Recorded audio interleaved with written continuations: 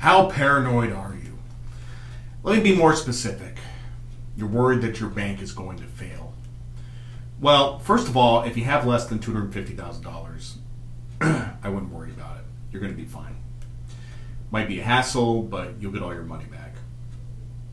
So, should you, if you have more than $250,000, should you spread your money out over a bunch of banks? Because there are people that do that. There are people who have millions of dollars spread out over 50 different banks. Usually people from other countries where banks fail all the time.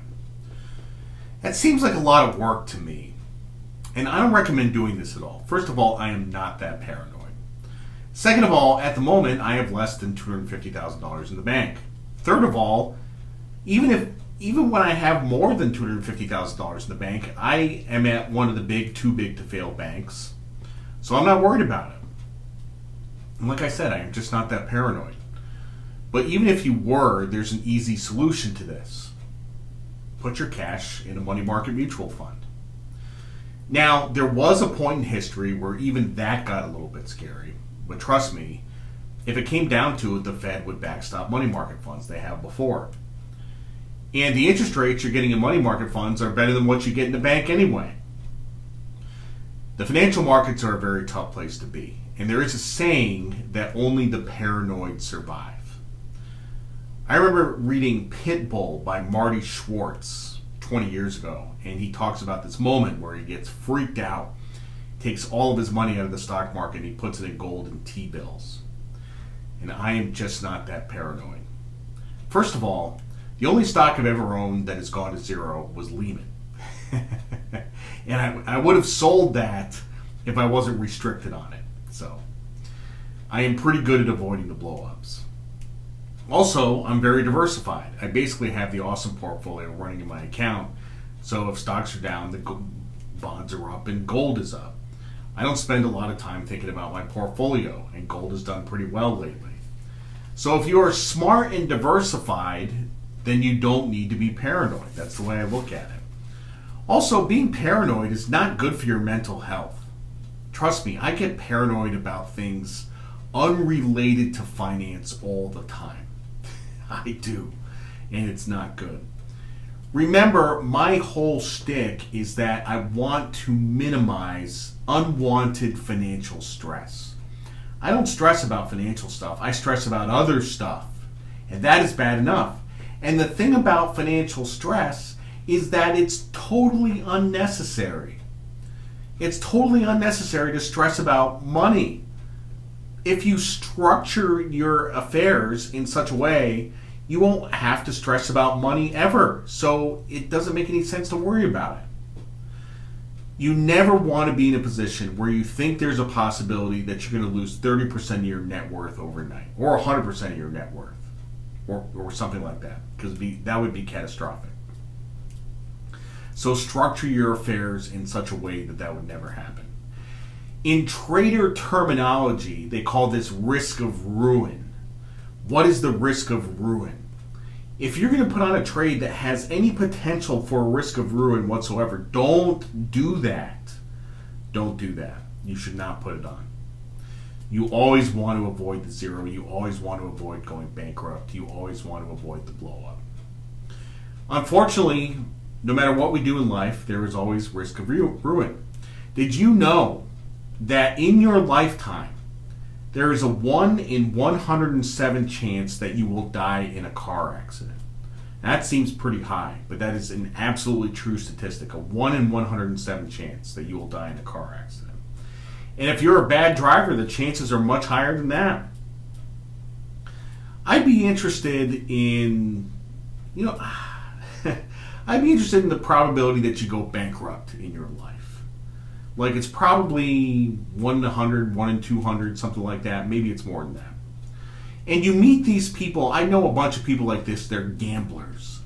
They got to risk it all. They're going to risk it all on Bitcoin. They're going to risk it all on tech stocks. And they're either going to do infinity or zero. They're going to be worth $1 billion or they're going to be worth zero. And inevitably, when people do that, it's always zero. Always zero. They always go bankrupt. So, And I've seen people who have become millionaires and have gone bankrupt a bunch of times. And the interesting thing is they always find a way to come back, which is not how I really want to run my life. Now, it's not the way you want to run your life either. If you make some money, you want to hang on to it, hence the concern about the banks. And like I said, I am just not that paranoid. I have other things in life I'd rather worry about. And I gave you some tools on how not to worry about it. Think about it this way. A bunch of richy rich guys in California got all their money back above the limit for deposit insurance. And if the same thing happened to you, you probably would too. And my guess is if you're paranoid about the banks, you're probably paranoid about a bunch of stuff.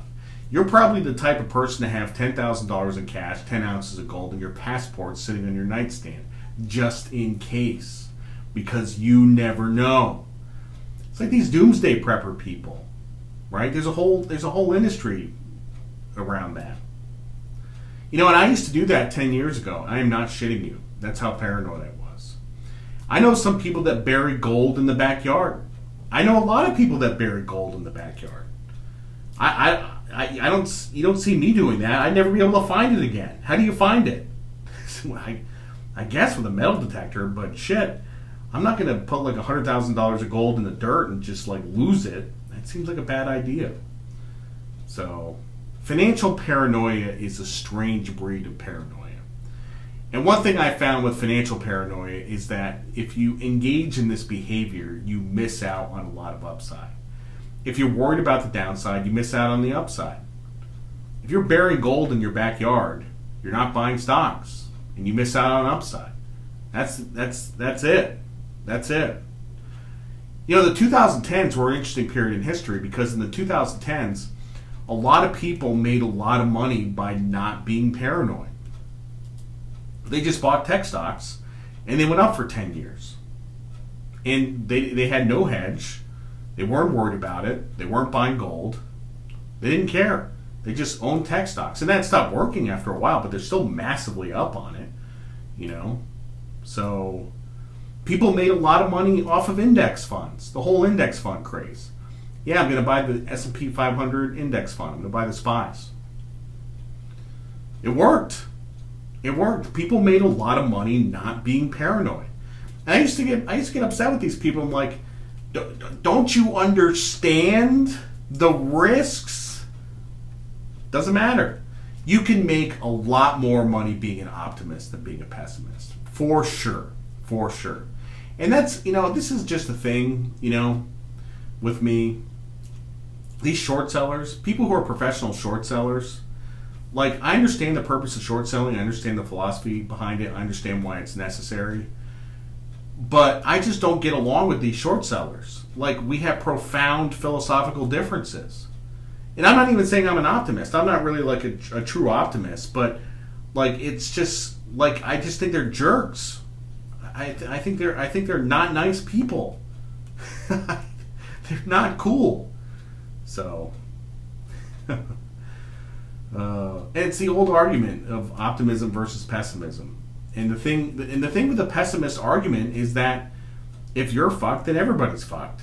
You know, so if you lose your money in a bank failure, then everyone's in the same boat as you. Anyway, I do have some news to pass along. Probably by the time this podcast gets posted, my book, Those Bastards, 69 Essays on Life, Creativity, on Meaning, will be live on Amazon, and you can buy it. It's not live. It's as I'm recording this, it's not live yet, but it should be live literally in 24 hours or something like that. So, and this book has been a year in the making, a whole year of writing essays, cranking them out, while I was going to school and doing other stuff. I mean, it was a lot of work. And I'm proud of this book. I'm very proud of this book.